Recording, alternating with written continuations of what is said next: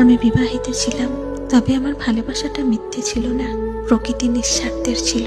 হয়তো তুমি আমার ভালোবাসাটা বোঝার চেষ্টা করলে না, কিন্তু তোমার অবহেলাটা আমি বুঝেও না বোঝার ভান করলাম। কারণ আমি যে তোমার অজানা মায়ায় পড়ে গেছিলাম, কিন্তু তোমাকে জোর খাটাতে পারিনি যে হয়তো আমি বিবাহিত।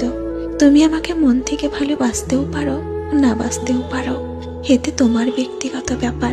কিন্তু একটা কথা মনে রেখো, আমি তোমাকে যতটা ভালোবেসেছি, তুমি যদি একটাবার আমার ভালোবাসাটা উপলব্ধি করে দেখতে, তো বুঝতে পারতে একটা বিবাহিত মেয়ের ভালোবাসা কতটা নিঃস্বার্থের হয়। আমি তোমাকে কতটা নিঃস্বার্থের ভাবে ভালোবেসেছিলাম সেটা তুমি কল্পনাও করতে পারতে না।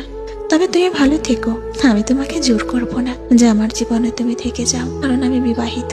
আমি তোমাকে ভালোবেসে আপন করতে পারি, কিন্তু তুমি আমাকে ভালোবেসে আপন নাও করতে পারো, কারণ আমার থেকে বেটার অনেককেই পাবে। কিন্তু একটা কথা বলি,